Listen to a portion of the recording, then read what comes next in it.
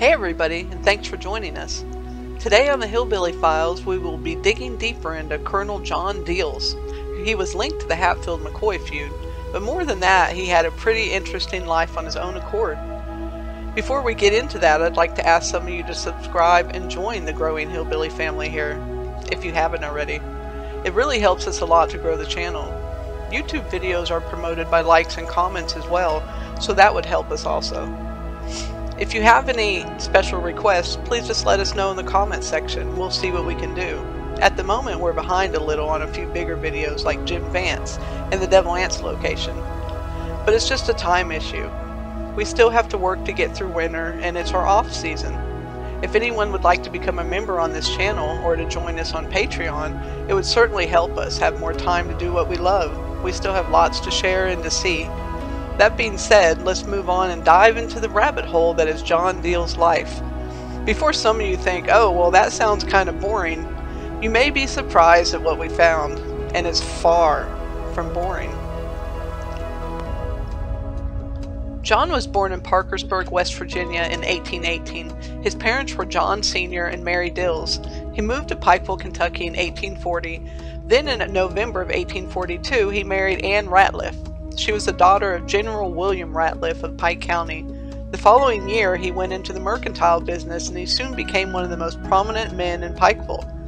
I read he established one of the first schools in the area, which I haven't confirmed, but I read a few times he was a teacher at some point. He also had a tannery and sold fine tea, I read in an old newspaper article. He was a vocal Unionist at the onset of the Civil War in a heavily Confederate slice of Appalachia, which was Pikeville. Dils was eventually arrested by the Confederate Home Guard and sent to Libby Prison in Richmond, Virginia, which was the capital of the Confederate States. When he was released after about a year, he returned to Pikeville and raised his own regiment for service in the Union cause. It was the 39th Mounted Infantry. Under Dils' leadership, the regiment fought in some sharp engagements in the area, and he had some victories for the Union. However, Dils was dismissed from service in 1863 amid speculation and accusations of improper financial dealings, such as selling goods captured from Confederates for personal use. He also became connected with Perry Cline. Perry Cline was an impoverished orphan whose father's land had been awarded to William Devil Ants Hatfield in a lawsuit soon after the Civil War. Dils acted as Cline's guardian and benefactor, helping to place him on the path to legal success in prominent position from which he influenced the course of the Hatfield-McCoy feud. Dils was also instrumental in moving the feud into legal channels, therefore eventually ending it. Upon his death, Colonel Dils was buried in Dils Cemetery, which he owned. It was also one of the first integrated cemeteries in eastern Kentucky. It's also the final resting place of Randall McCoy, Sarah McCoy, Rosanna McCoy, and many more. Did I mention he built a house next door to Perry Cline and Randall McCoy? Today, the three houses still sit like peas in a pod.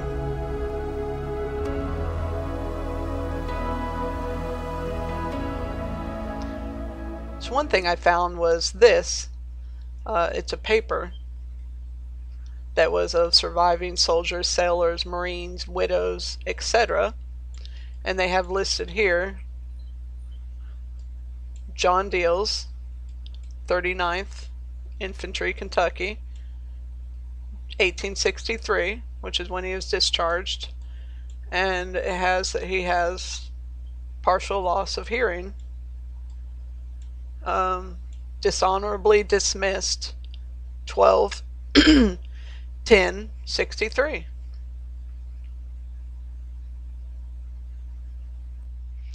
So John Dils was a very outspoken Unionist against slavery, and he the Dils Cemetery, which he owns, was one of the first integrated cemeteries in eastern Kentucky, and it was a place that slaves were allowed to be.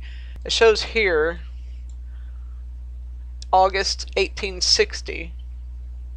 This would be before he made his own infantry and was kicked out.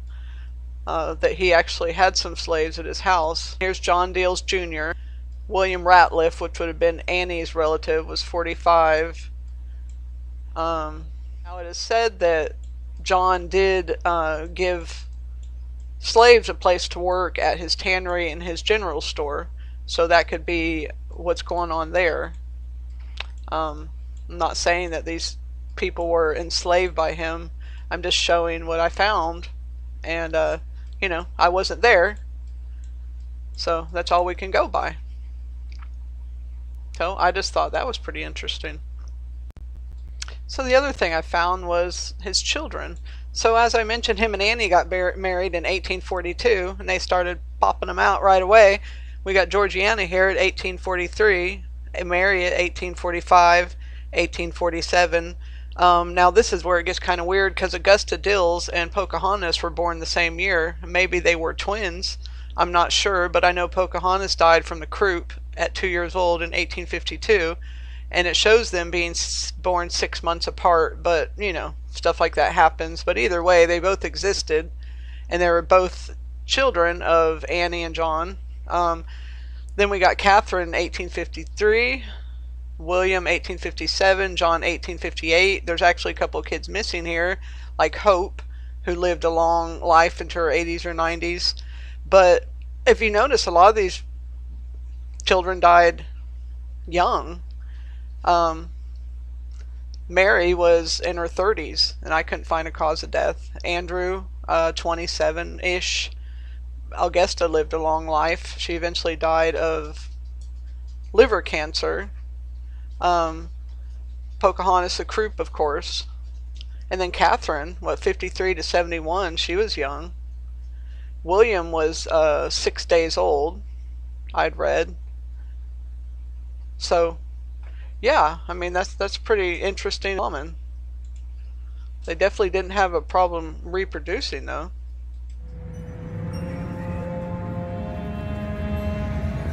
So this is John Dils' house, which we'll be going to see his grave later.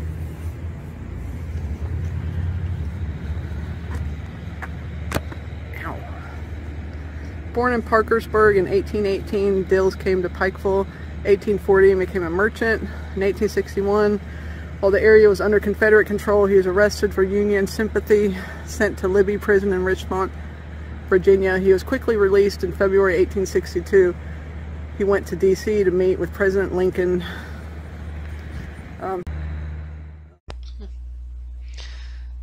So if anyone is from the Pikeville area or the surrounding communities, you would be familiar with the York House, also known as the Creekmore Mansion.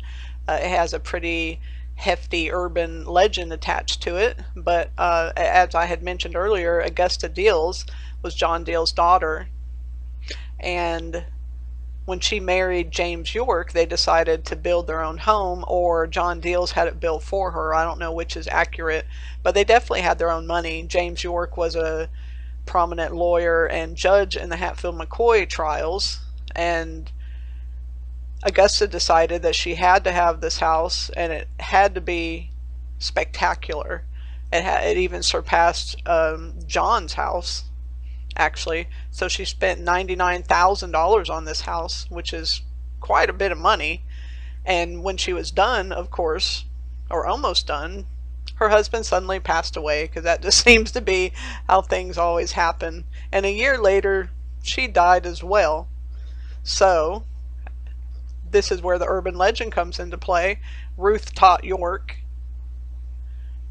and her husband Tom Creekmore bought the house. So they had a daughter named Geraldine that was born in 1924. And the urban legend is that she would sit up in the tower, which is now gone, by the way, and she would scream at the window, just blood-curdling screams that something was wrong with her.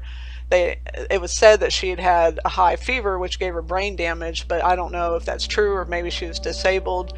But long story short, she horrified the town. Everyone was very uncomfortable with it. People avoided walking by, and it led to this legend that the house was haunted that even is actually goes on to this day, when they have ghost walks in Pikeville sometimes for hillbilly days and different things like that.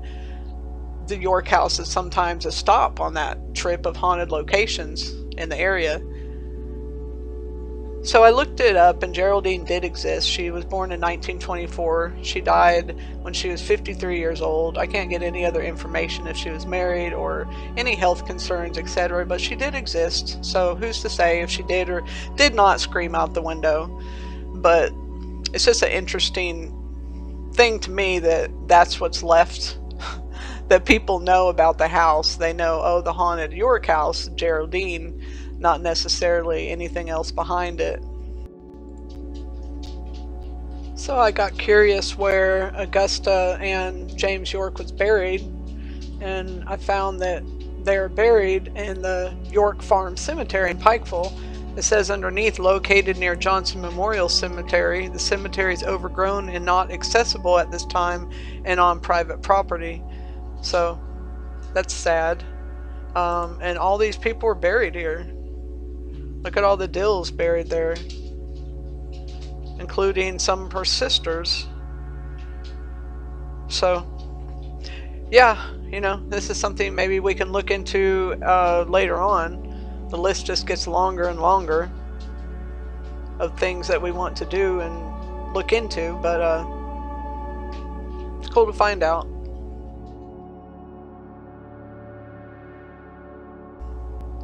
So I hope you guys enjoyed my little video that I put together. It's just for fun. I really like doing stuff like this, and I just have to believe that there's other people out there that enjoy hearing things like this, and that's pretty much who I'm here for.